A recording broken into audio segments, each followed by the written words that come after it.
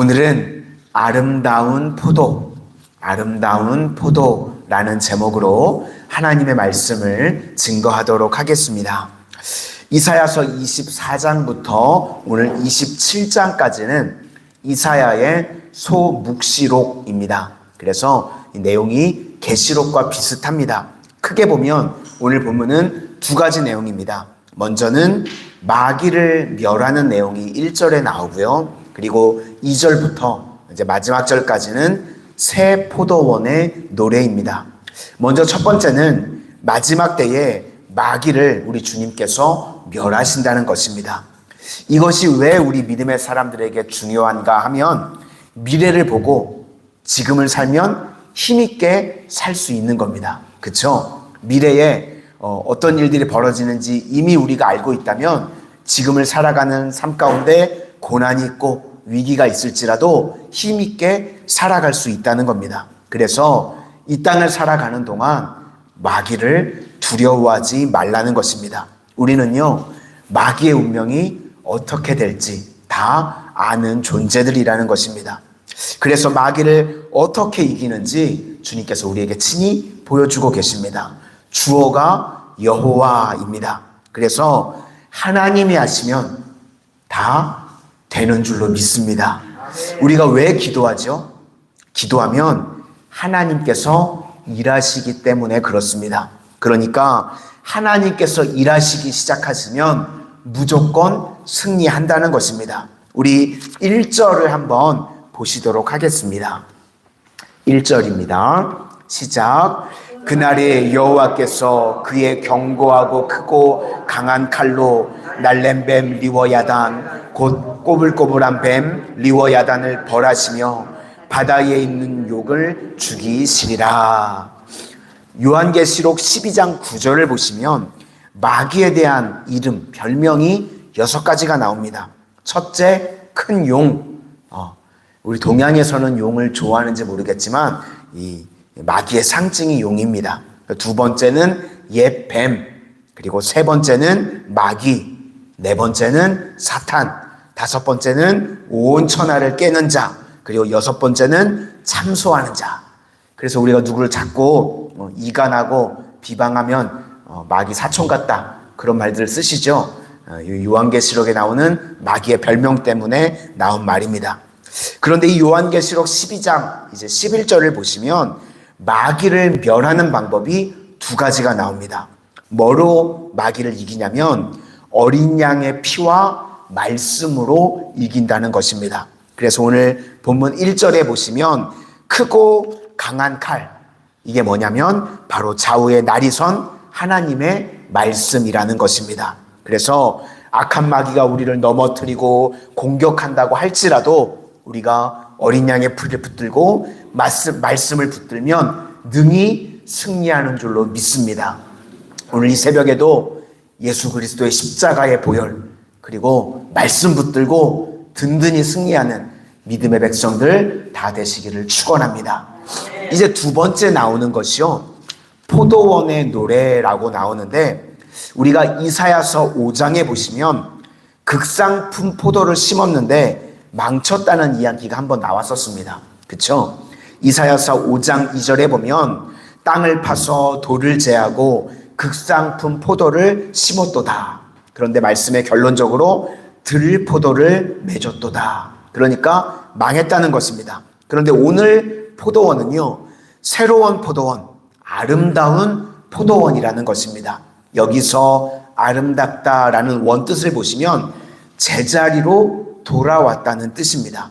그러니까 원상 회복이 된 포도원이라는 것입니다. 그러니까 제자리에 있는 것이 아름답다는 것입니다.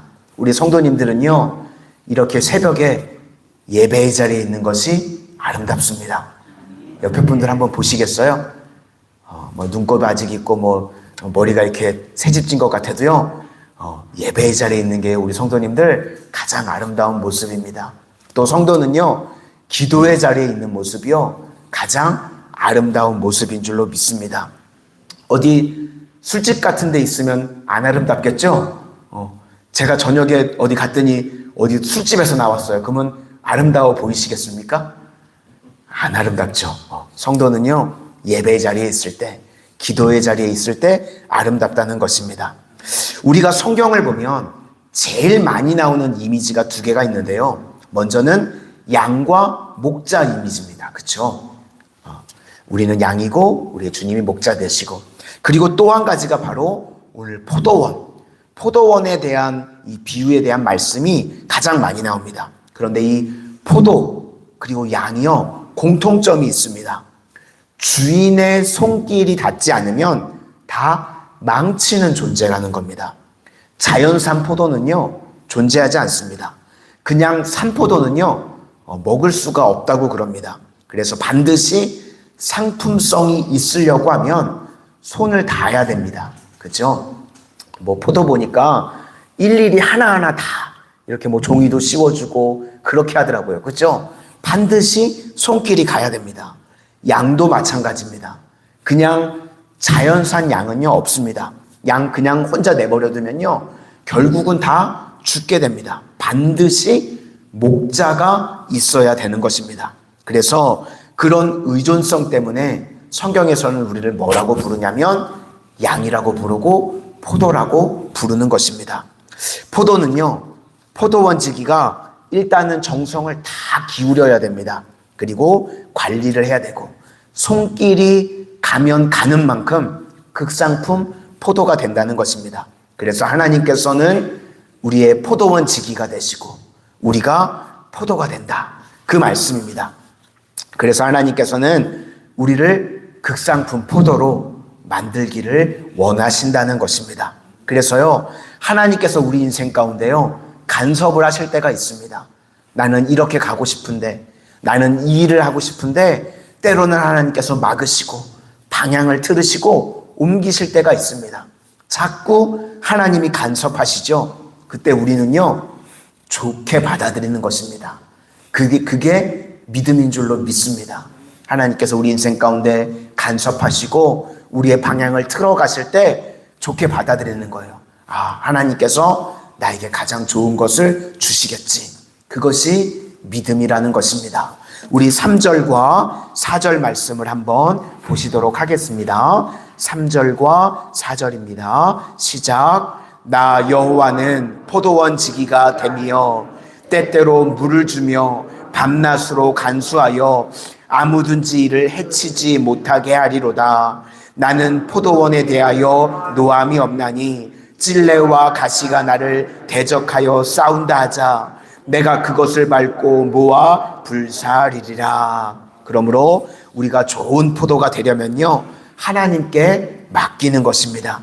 우리의 인생을 맡길 때 우리 삶에 참된 안식이 있고 또 우리의 인생이 완성이 되는 줄로 믿습니다. 그러면 이제 포도원 지기가 어떻게 다루느냐, 8절에 보니까요, 적당하게 견책하신다라는 말이 나옵니다. 우리가 진짜 자녀를 사랑하면요, 그냥 좋은 말만 하고요, 그냥 야단 안 치고 그렇게 키우시지 않죠. 불량식품 먹고 게임만 하고 그러면요, 화도 내고요, 야단도 치고요. 저희 사모도요, 저랑 처음 결혼했을 때 화통이 저렇게 크지 않았거든요. 근데 셋째까지 키우니까요, 목소리 톤이 갈수록 커지는 것 같아요. 저희가 사택이 3층에 있잖아요. 제가 목욕실에서 올라오는데요, 막 쩌렁쩌렁쩌렁하게 밖에서 소리가 울리는 거예요. 1층에서 다 들리더라고요. 막 야단치는 소리가. 애 셋 키우면 그렇게 되더라고요. 그렇죠? 하나님께서 우리를 다루실 때요, 적당하게 견책하신다는 겁니다. 그죠? 우리를 징계하고 우리를 때리는요, 채찍질 하시죠. 그런데 부모가 자녀를 그렇게 혼낼 때는요, 망하라고, 죽으라고 그렇게 하는 부모 없습니다. 그렇죠? 적당하게 견책하시는 거예요. 왜냐하면 사랑하시기 때문에. 하나님께서 우리를 사랑하시기 때문에.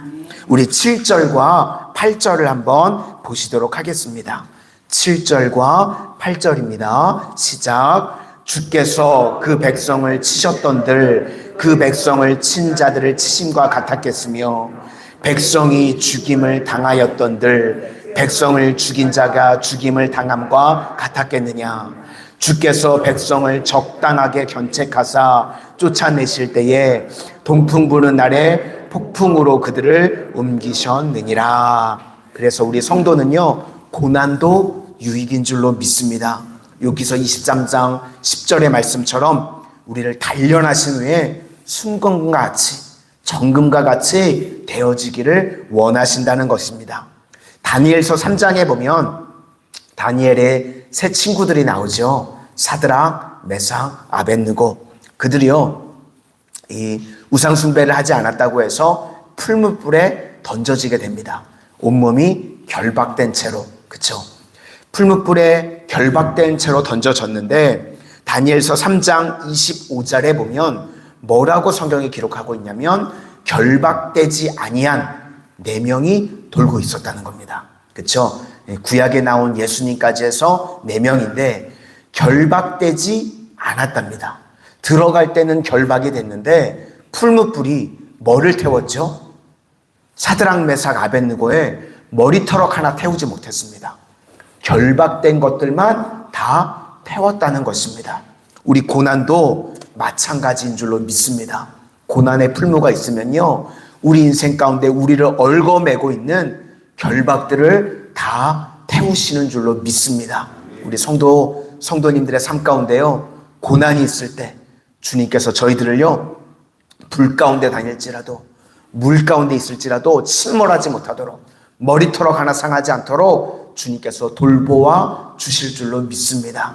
그래서 고난을 통해서요, 우리 인생에 얽어매고 있는 결박들만 주님께서 다 태워주시는 줄로 믿습니다. 그래서 교회도요, 고난을 한번 통과하고 나오면요, 본질만 남게 됩니다. 예수 그리스도의 십자가 붙들고 말씀 붙드는 단단한 교회로 세워지고 변화되게 된다는 것입니다. 그래서 우리 인생에도요, 고난의 유익이 있습니다. 우리 인생 가운데 고난이 오면요, 모든 결박들은 다 태워서 없어진다는 것입니다. 오늘 새벽에도요, 그런 은혜가 임하는 우리 복된 성도님들 다 되시기를 축원합니다. 기도하겠습니다. 사랑의 주님, 오늘 말씀을 통하여서 이미 우리는 마귀로부터 승리한 존재임을 다시금 확인하게 하시니 감사를 드립니다.